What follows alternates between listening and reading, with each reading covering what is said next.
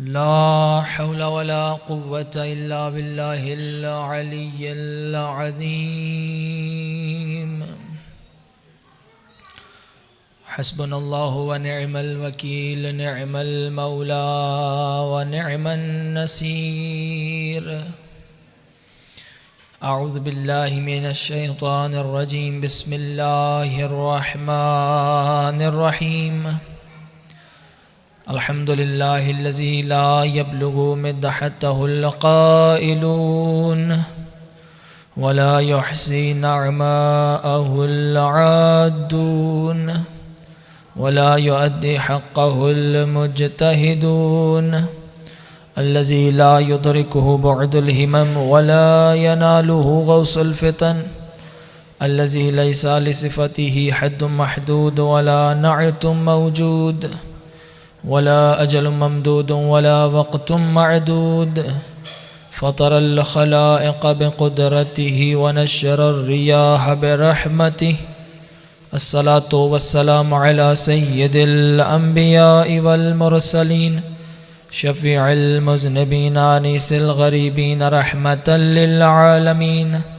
अअनी अल अब्दुल मुअय्यद अर्रसूलुल मुसद्दद वल मुस्तफ़ल अमजद अबुल क़ासिम मुहम्मद।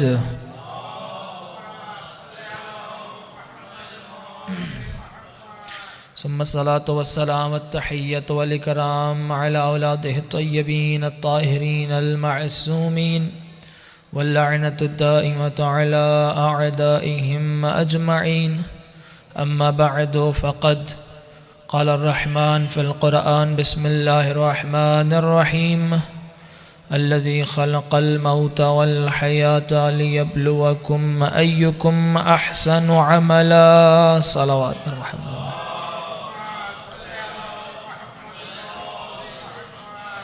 दुआ है ख़ालिक़ कायनात आप तमाम मोमिनीन व मोमिनात का यहाँ आना अपनी बारगाह में इबादत शुमार फरमाए। आज क़िबला साहब का ये दस्तरख़ान बिछाना, नज़र न्याज का एहतमाम करना परवरदिगार अपनी बारगाह में कबूल फरमाए। परवरदिगार आलम इस ज़िक्र के सदक़े में इनके रिज़्क़, माल, जान, इज़्ज़त, आबरू में इजाफ़ा फरमाए। इनके बच्चों को नेक और सालिह बना। परवरदिगारा तुझे वास्ता तेरी इज़्ज़त व अज़मत का ज़िक्र के सदक़े इनके जितने मरहूमीन हैं उनके दराजात बुलंद फरमा। हम सब के मरहूमीन की बख्शिश फरमा। सबको जवार मासूमीन में जगह इनायत फरमा। हम सब के वाली वारिस यूसुफ़ ज़हरा के ज़हूर में ताजील फरमा। तमाम दुआओं की कबूलियत के लिए बवाज़ बुलंद सलावात।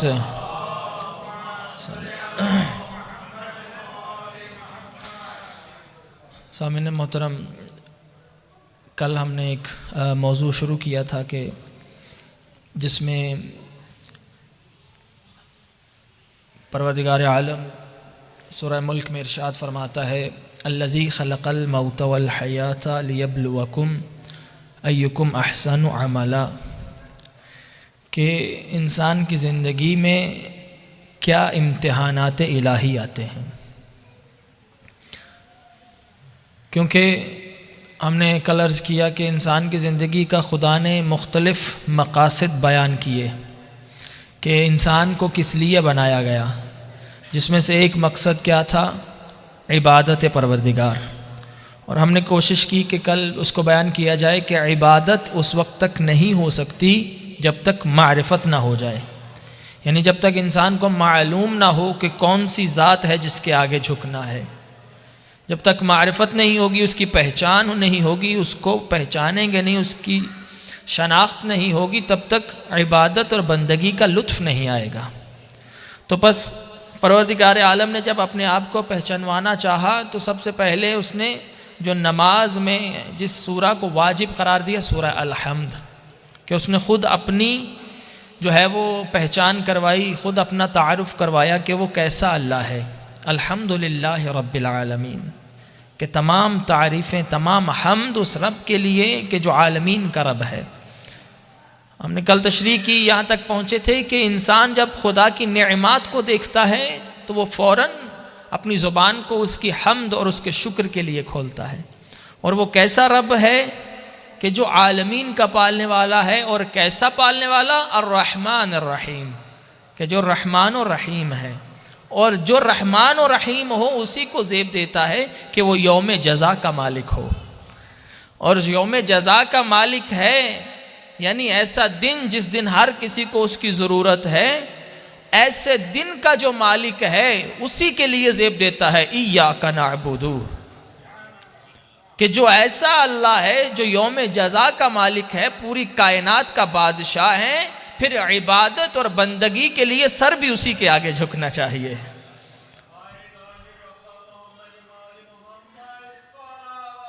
अल्लाह। तो जो ऐसा अल्लाह है कि जो मालिकी यौमिद्दीन है, उसी के आगे फिर इंसान पुकारता है इय्याका नअबुदु, हम तेरी ही इबादत करते हैं। और इबादत करनी कैसे है? खुदाया हमें सलीका नहीं आता, इसलिए इय्याका नअबुदु व इय्याका नस्तईन, तुझे से मदद तलब करते हैं कि तू ही बता तेरी बंदगी करनी है तो कैसे करनी है। यानी ये बंदगी का सलीका भी तू सिखाएगा। फिर जब हम कहते हैं इहदिनस सिरातल मुस्तकीम, कि खुदाया हम तेरी बारगाह में मौजूद तो हैं, लेकिन खुदाया फिर भी हमें इस सिरात मुस्तकीम पर बाकी रखना, इसकी हिदायत दिए रखना, इसलिए कि लाजमी नहीं है। हमने जैसे अर्ज़ किया था कि इंसान की इब्तिदा भी अच्छी हो और इंतहा भी अच्छी हो। कई लोग हैं जिनकी इब्तिदा अच्छी होती है मगर उनका इख्तिताम कुफ्र पे हो जाता है। तो हम खुदा से चाहते हैं खुदाया हमारी जैसे इब्तिदा तूने अच्छी की है, हमें इसी सिरात मुस्तकीम की हिदायत फरमाए रखना, यानी हमारा इख्तिताम भी इसी सिरात मुस्तकीम पर हो। इहदिनस सिरातल मुस्तकीम, खुदाया हमें हिदायत फरमा। अब हिदायत दो तरीके से होती है, क़िबला बैठे हैं मेरी तायद फरमाएंगे। हिदायत खुदा दो तरीके से करता है, एक है हिदायत तकवीनी, एक है हिदायत तशरीई। हिदायत तकवीनी क्या है? हिदायत तकवीनी जब अल्लाह मखलूक को पैदा करता है तो उसकी फितरत में हिदायत को रखता है। जैसे बच्चा जब दुनिया में आता है उसे कोई सिखाता नहीं है कि उसने अपनी ग़ज़ा अपनी माँ से कैसे हासिल करनी है। जैसे शहद की मक्खी, उसको किसी ने सिखाया नहीं है कि उसने किस तरह से फूलों से रस चूसना है, फिर उसी रस से उसने शहद बनाना है, उसने अपने शहद का छत्ता कैसे बनाना है, उसने वो शहद के रस को जो कड़वा है उसको मीठे में कैसे तब्दील करना है।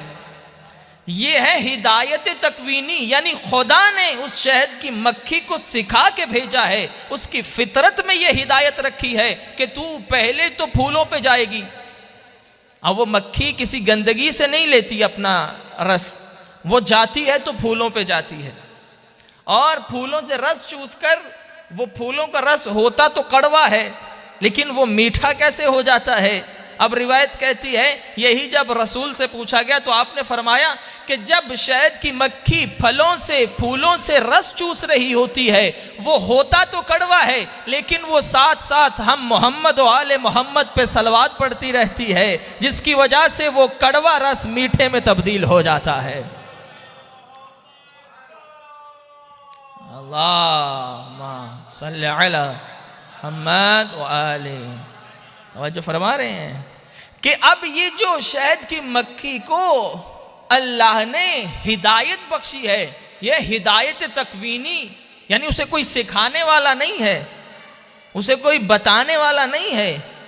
इसीलिए तो अरब की ज़बान में एक ज़रबुल मसल मशहूर है, या राज़िक़न नआब फी उश्ही, ऐ वो अल्लाह जो कव्वे के बच्चे को उसके घोंसले में भी रिज़्क़ पहुंचाता है।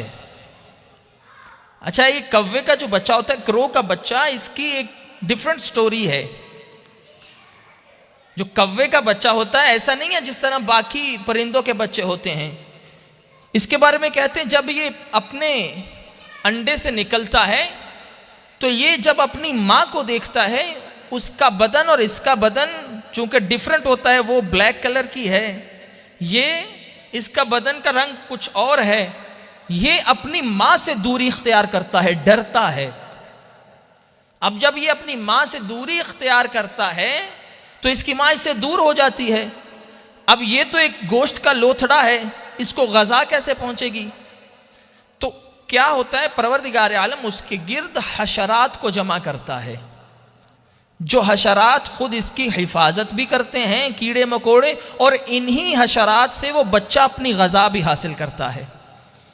इस ज़रबुल मसल को कहा जाता है या राज़िक़न आब फी उश्ही, ऐ वो अल्लाह के जो बगैर माँ के उसके बच्चे को, कौवे के बच्चे को गज़ा भी पहुंचाता है, उसका रिज्क भी पहुंचाता है। तो जो अल्लाह एक परिंदे के बच्चे को बेआसरा नहीं छोड़ता, वो अपने इंसान को बेआसरा कैसे छोड़ सकता है?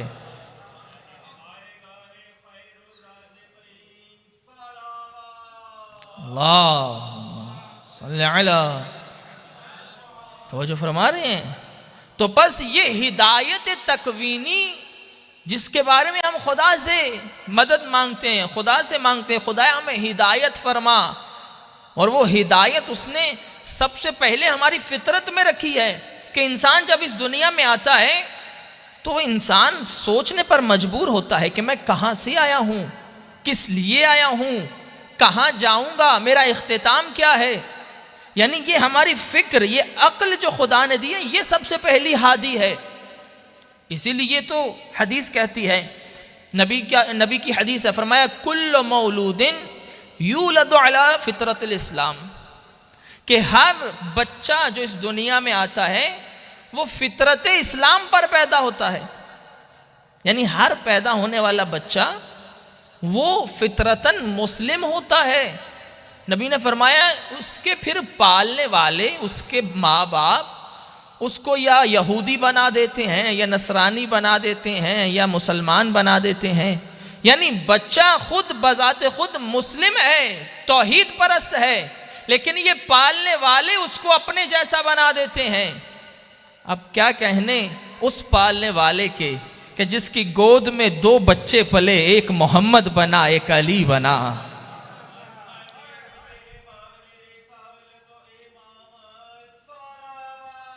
अल्लाह सल्ली अला मुहम्मद।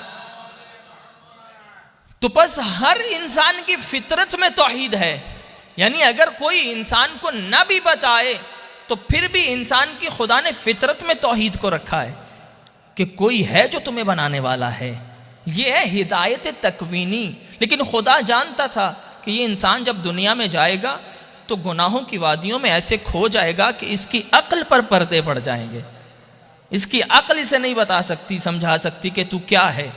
इसलिए फरमाया कि अल्लाह ने हिदायत का दूसरा तरीका भी बनाया, वो है हिदायत तशरीई, यानी शरीयत के ज़रिए से। इसलिए सबसे पहले उसने पहले हादी को भेजा, फिर इंसान को भेजा। पहले हादी को भेजा कि कहीं इंसान की हिदायत का सिलसिला इंसान शिकायत ना कर दे कि खुदाया मैं तो जब दुनिया में गया था मुझे तो कोई समझाने वाला ही नहीं था। इसलिए पहले सबसे पहले हादी को भेजा।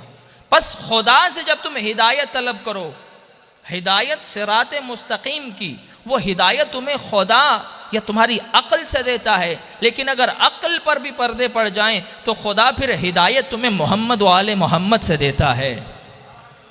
इसीलिए तो नबी ने फरमाया, कुरान की आयत क्या कहती, इन्नमा अंत मुंज़िर व लिकुल्लि कौमिन हाद।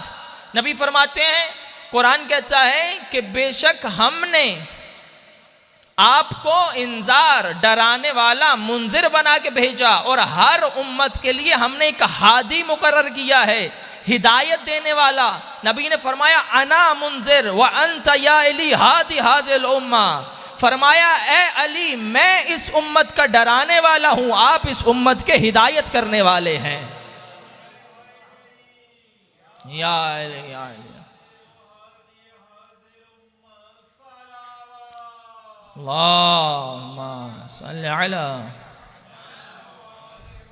बस ये हिदायत जो हम खुदा से तलब कर रहे हैं, ये हिदायत हमें खुदा अपने नुमाइंदों के ज़रिए से दे रहा है। फिर वो हिदायत लेने के बाद हम क्या कहते हैं, खुदाया कौन सी हिदायत, इहदिनस सिरातल मुस्तकीम, सिरात मुस्तकीम की हिदायत। कौन सा सिरात, सिरातल लज़ीना अनअमत अलैहिम, उन लोगों का रास्ता हमें दिखाना जिन पर तेरी नेमतें आई हैं, जिन पर तेरे इनाम आए हैं, जिन पर तेरी ब्लेसिंग्स आई हैं, उनका रास्ता न दिखाना, गैरल मग़दूबि अलैहिम वलद्दालिन, कि जिन पर तेरा गज़ब नाजिल हुआ। बस खुदा के गज़ब से बचना है, उन लोगों का रास्ता अपनाना है कि जो नेमतों वाला रास्ता है।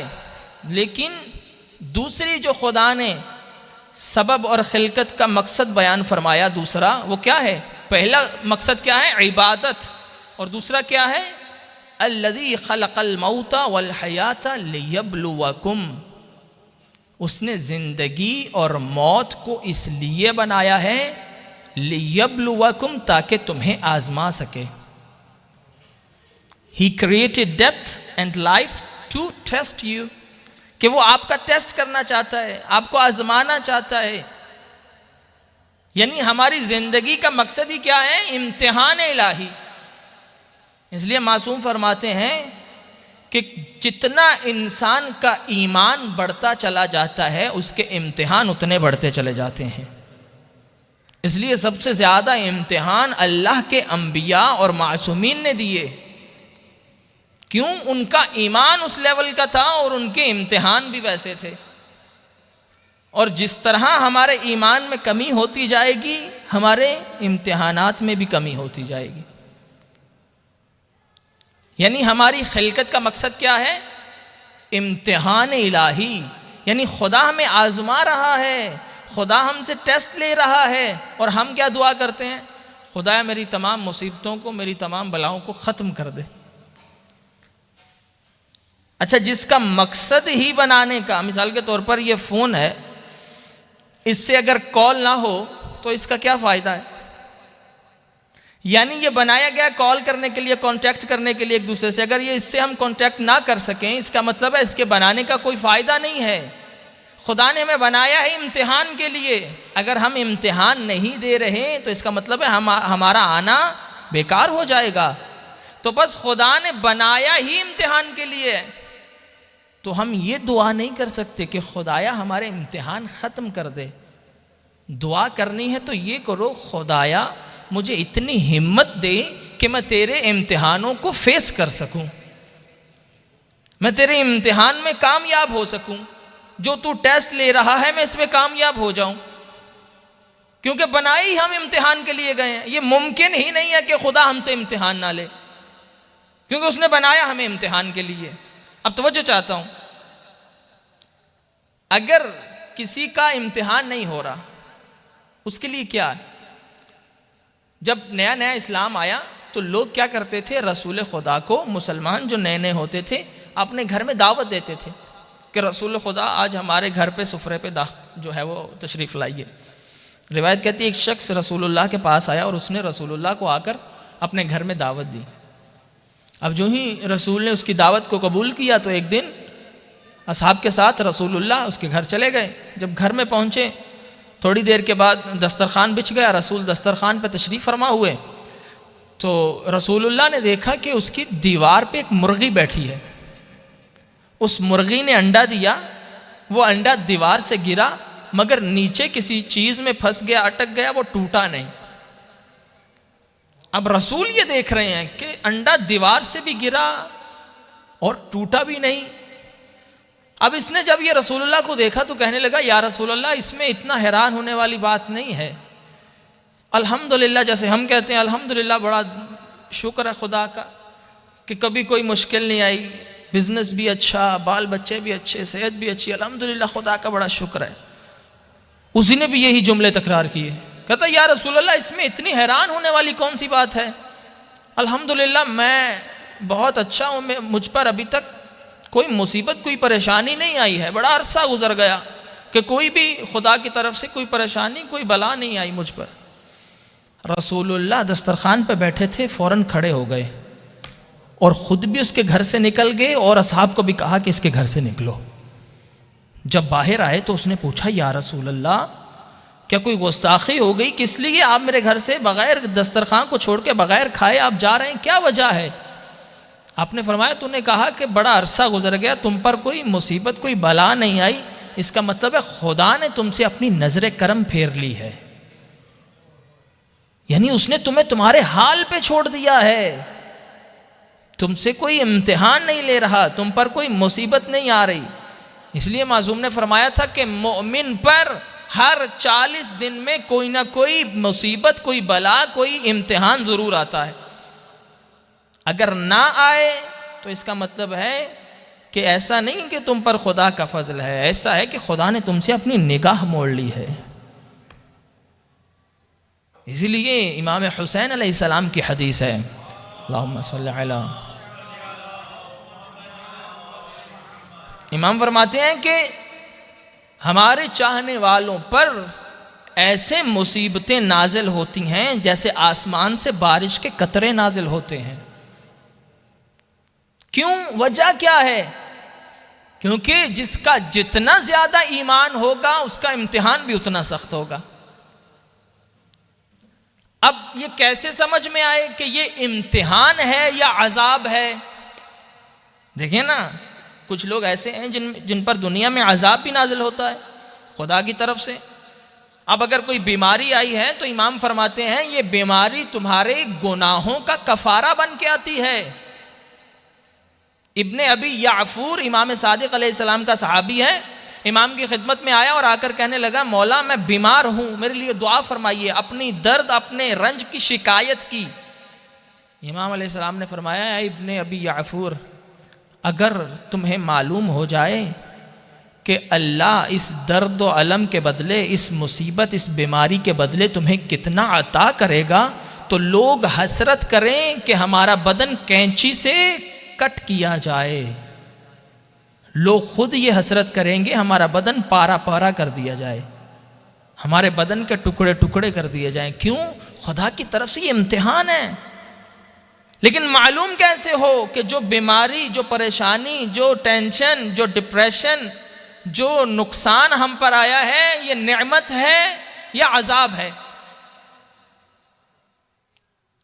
अगर देखना है कि ये खुदा की तरफ से नेमत है या अजाब, तो ये देखो उस बीमारी के बाद, उस टेंशन के बाद, उस नुकसान के बाद अगर तुम मजीद खुदा के करीब हो गए हो तो ये खुदा की नेमत है, अगर दूर हो गए हो तो ये अजाब इलाही है।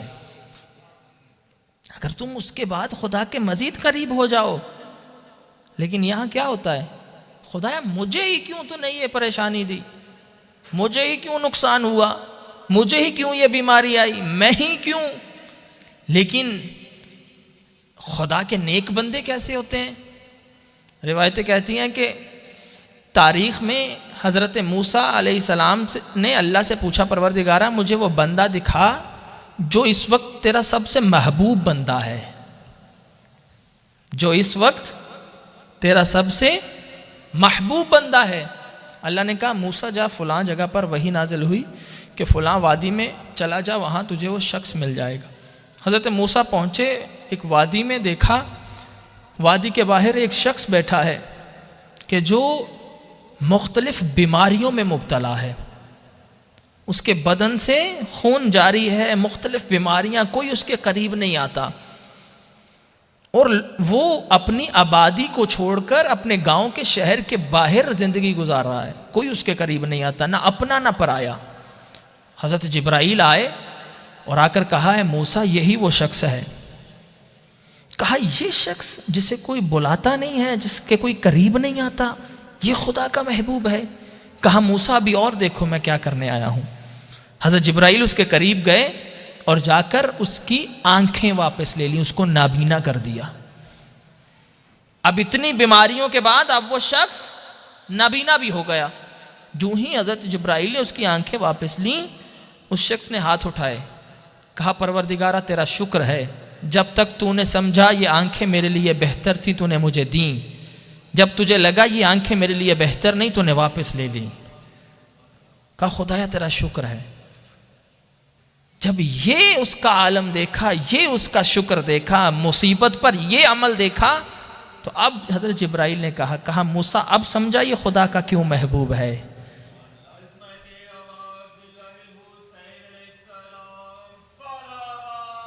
अल्लाहुम्मा सल्ली अला मुहम्मद। का अब मालूम हुआ कि ये शख्स खुदा का महबूब क्यों है, क्योंकि ये खुदा की बारगाह में शिकवा नहीं करता है, ये शुक्र करता है, जिस आलम में रहे वो शुक्र करता है। यानी खुदा को ऐसे बंदे चाहिए। अजीज़ान मोहतरम, आपने कभी देखा है सोना कब सोना बनता है? क्या जैसे ज़मीन से निकलता है वैसे ही वो सोना बन जाता है? उस सोने को वैसा बनाने के लिए उसको मुख्तलिफ मराहिल से गुजारा जाता है। उस सोने को सोना बनने के लिए आग से गुजरना पड़ता है। यानी अगर आपको सोना बनना है तो खुदावंद आलम आपको इम्तिहान दे रहा है। अगर उस इम्तिहान से कामयाब हो गए तो फिर आवाज़ परवरदिगार आती है, या अय्यतुहन नफ्सुल मुतमइन्ना इरजिई इला रब्बिकी राज़ियतम मरज़िया।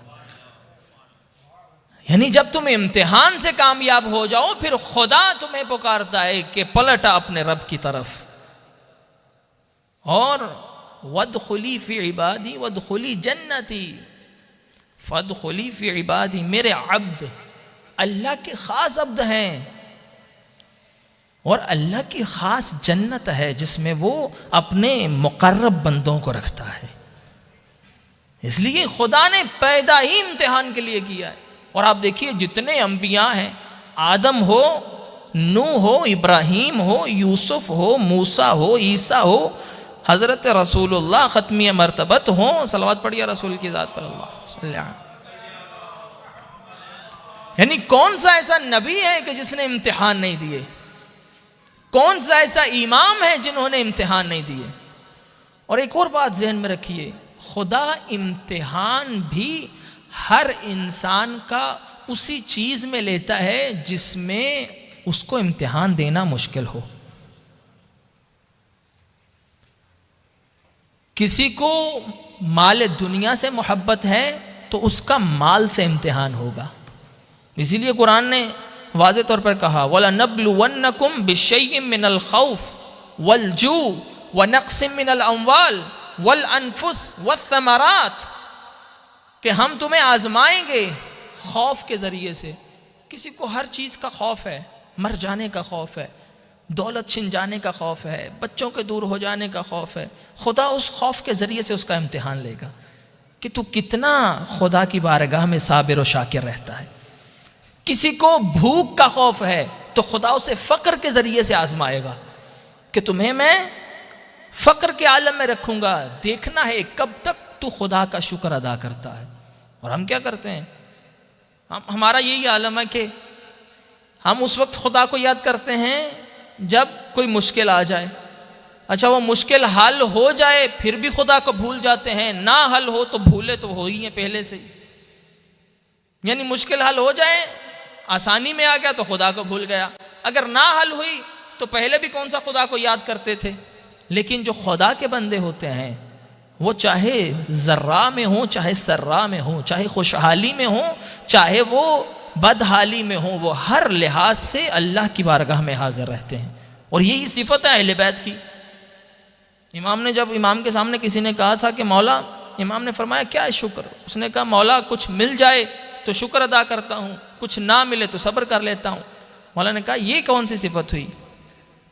कहा मौला फिर क्या है? कहा कुछ मिल जाए तो भी शुक्र अदा करते हैं, कुछ ना मिले फिर भी शुक्र परवरदिगार करते हैं। यानी ऐसा नहीं है कुछ मिले तो शुक्र अदा करना है, अगर खुदा हमसे कुछ ले ले फिर भी उसका शुक्र, अगर कुछ दे फिर भी उसका शुक्र है। ये है इम्तिहान इलाही। इसलिए जो जितना अल्लाह की बारगाह में मुकर्रब होगा उसके इम्तिहान भी उतने ज़्यादा होंगे। और करबला इसकी वाज़ेह दलील है कि आप देखिए कि करबला में जितने इम्तिहान हुसैन दिए, जितने इम्तिहान जनाब ज़ैनब ने दिए, जितने इम्तिहान सैयद सज्जाद ने दिए, यानी वो इम्तिहान लिए। रिवायतें कहती हैं कि जनाब सैयदा रात को उठकर हुसैन को पानी पिलाया करती थी क्योंकि मौला को प्यास बहुत लगती थी। लेकिन अल्लाह ने कैसा इम्तिहान लिया, उसी हुसैन को 3 दिन का भूखा और प्यासा रखा गया। और रिवायतें कहती हैं इमाम सज्जाद अलैहिस्सलाम इतने नाजुक थे, बहुत नाजुक मिजाज थे, जो ज़्यादा चल भी नहीं सकते थे, लेकिन खुदा ने कैसा इम्तिहान लिया। उसी इमाम को करबला से कूफा, कूफा से शाम सफ़र करना पड़ा। कभी पत्थरों पे चलता था मेरा इमाम, कभी कांटों पे चलता था मेरा इमाम, कभी उसी इमाम को पत्थर मारे जाते थे, कभी उसी इमाम पे आग फेंकी जाती थी। अजरुकुम अला ज़हरा।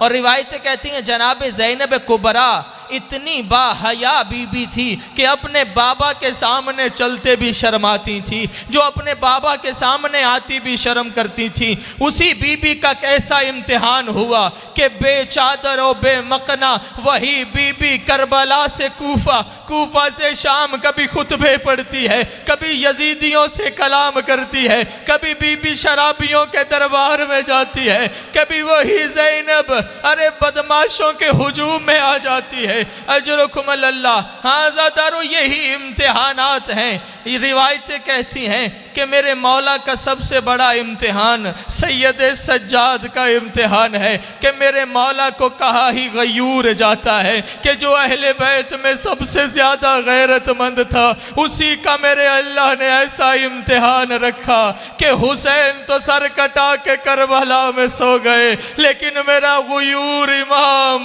अरे वो इमाम माओ बहनों के साथ, अरे बेटियों है माओ बहनों के साथ, फूफियों के साथ, वही इमाम कभी कूफा के बाजारों में, कभी शाम के बाजारों में, रिवायतें कहती इतने तंग माहौल में कि हर तरफ शराबियों का हुजूम, हर तरफ अरे नाच गाने वाले जमाचे, उसके दरमियान से अली की बेटियों को गुजारा गया।